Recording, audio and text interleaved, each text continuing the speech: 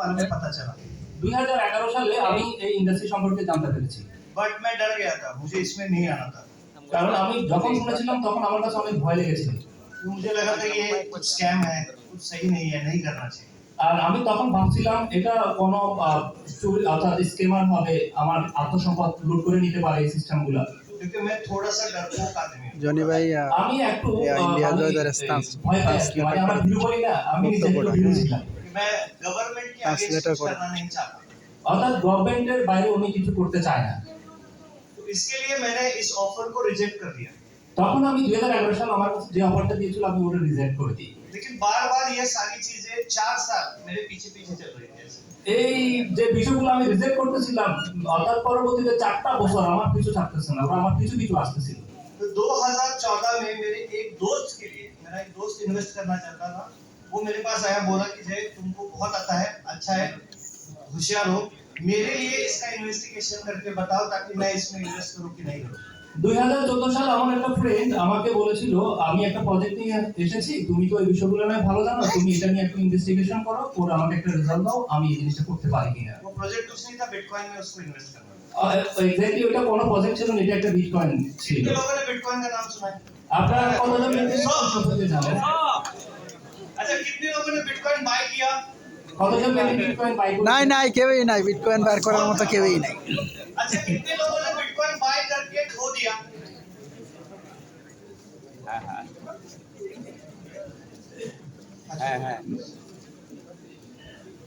যাক, আমরা আজকে আমি মাঝখানে ডিস্টার্ব করার জন্য সরি। আপনারা জানেন সব আমরা যে যেখান থেকে এসেছি, আজকে আমাদের এখানে একটা প্রেজেন্টেশন প্রোগ্রাম রয়েছে। প্রোগ্রামটা কি নিয়ে? আমরা জানি ব্লকচেন মার্কেটিং নিয়ে, রাইট অর রং?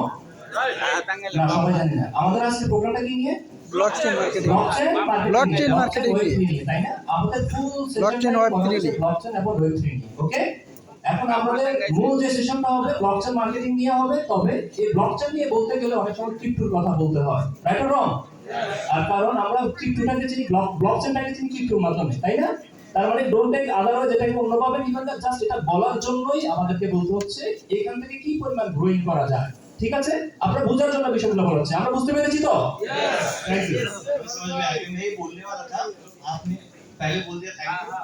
लेकिन ये जो यहाँ पे जो भी आज हो रहा है, ये एजुकेशन पर्पस से हो रहा है। আজকে এখানে যা কিছু হবে সবকিছু আপনাদেরকে শেখানোর জন্য হবে। हम यहाँ पे आपको इंफॉर्मेशन देने के लिए आए। मैं कसम खा के कहता हूँ, আমি কসম করে বলতেছি, আমি আপনাদের অন্য কোনো আমার ইন্টেনশন নাই। আজকে আপনাদেরকে আমি কিছু ইনফরমেশন দেওয়ার জন্য এসেছি आप এখানে। देखिए बहुत लोग ऐसे बैठे हैं। আপনাদের এখানে অনেকে হাত টানে এভাবে করে আপনারা বসে আছেন। आपको लग रहा है कि यहाँ पे आए हुए लोग आपकी पॉकेट से पैसा निकाल के लेंगे। আপনারা অনেকে মনে করতেছেন এখানে যারা আসছেন আপনাদের পকেট থেকে এই টাকাগুলো নিয়ে এত অনেকে আসতে পারে। আপনাদের কাছে লাগতেছে এটা লাগতে পারে না? কার কার লাগতেছে বলেন তো, পকেট থেকে টাকাটা যাবে? हम ऐसा कुछ नहीं करेंगे। আমরা এই ধরনের কিছু করতে আসি না এখানে।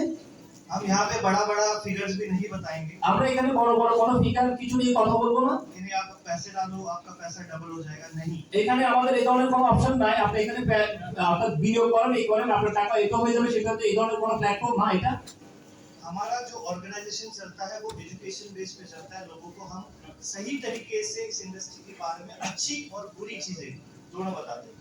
আমরা যে আমাদের প্ল্যাটফর্মটা রয়েছে, প্ল্যাটফর্মটা হচ্ছে এডুকেশনের জন্য, যেখানে খারাপ জিনিসটা কিভাবে কোন দিক থেকে গেলে আপনি খারাপ জিনিস থেকে আপনি বয়কট করতে পারবেন, ভালো জিনিসগুলো আপনার জন্য রিসিভ করতে পারবেন, এই বিষয়গুলো আমাদেরকে লার্নিং করা হয় এই প্রসেসটার মাধ্যমে।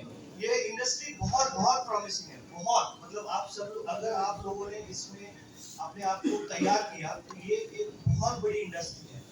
এই बहुत पैसा बन सकता है। এই ইন্ডাস্ট্রিটা আমাদের অর্থাৎ ফিউচারের জন্য অনেক বড় একটা ইন্ডাস্ট্রি। যদি আমি আপনি এটাকে যদি বুঝে শুনে যদি রিসিভ করতে পারি, তাহলে আমি আপনি এখান থেকে অনেক কিছু করতে পারবো ক্যারিয়ারের জন্য, আমার ফ্যামিলির জন্য।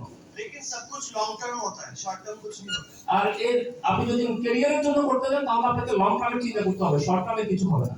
ठीक है, तो मैं वापस उस पॉइंट पे आता हूँ। इस पॉइंट को मैं दोबारा कवर करूंगा। तो 2016 में मैंने इस इंडस्ट्री में कदम रखा।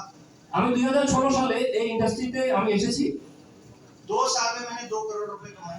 আমি 2 বছরে আমি এখান থেকে 2 কোটি রুপি ইনকাম করেছি 2018 में, 2018 তে। और वो 2 करोड़ रुपए मैंने डुबा दिए। আবার 2018 তে আমি ইনকাম যা করছি আবার সেটাকে শেষ করে দিয়েছি। क्यों? क्योंकि मुझे नॉलेज उस तरह से नहीं था। मैंने गलती कर दी मेरी तरफ से। কারণ আমি এটা বুঝতে পারি নাই, এটার জন্য আমি না বোঝার কারণে আমি এই টাকাটা আবার বিভিন্ন জায়গায় ইনভেস্টমেন্ট করেছি, আমার টাকাটা চলে গেছে। क्योंकि मैं ग्रीडी हो गया था, लालच, और पैसा कमाना है और पैसा कमाना है। আমার কাছে একটা লোভ লালসা কাজ করেছিল, কারণ আমার যে টাকাটা ছিল, যেখানে আমি আজকে দিলে ডাবল, কালকে দিলে 3 ডাবল, 4 ডাবল, 5 ডাবল, 100 ডাবল আছে না, এগুলাতে আমি লোভে পড়ে গেছিলাম, এই জন্য দিনই শেষ হয়ে গেছে। तो मैंने एक गलत प्रोजेक्ट में पैसे लगाए और मेरे सारे पैसे चले गए। আমি এটা আমি ভাবছিলাম যে কি যেখানে টাকা দিয়েছিলাম আমার কোটি কোটি টাকা চলে আসবে, যেখানে দিলাম ও টাকাটা নিয়ে চলে গেছে। बट इसमें गलती किसकी थी?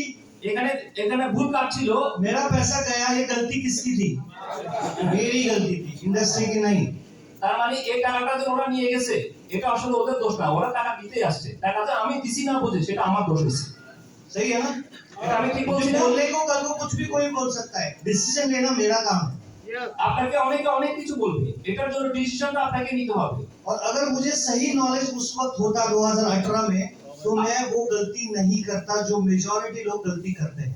আমি যদি 2018 তে যদি আমি যদি এখন যা বুঝি যদি তখন যদি তা বুঝতাম, তাহলে আমি এই ধরনের ভুল কখনোই করতাম না, যে ভুলটা এখন বিভিন্ন মানুষ করতেছে। अभी मैं सिर्फ इस इंडस्ट्री की एक छोटी सी झलक आपको दिखाता हूँ कितनी पावरफुल है। আমি এই ইন্ডাস্ট্রির ছোট্ট একটা ট্রেলার দেখাতে চাচ্ছি, এটা কতটুকু পাওয়ারফুল। দেখতে চান তো, তাই না? না, দেখতে চান না। सुनिए आगे। आपने इसको कनेक्ट कर दिया, मिरर नहीं कनेक्ट।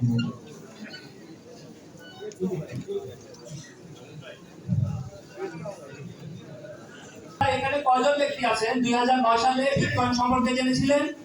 আছেন? একটু হ্যান্ড করতে পারবেন দয়া করে, কষ্ট করে? ठीक है, 2000, यस थैंक यू।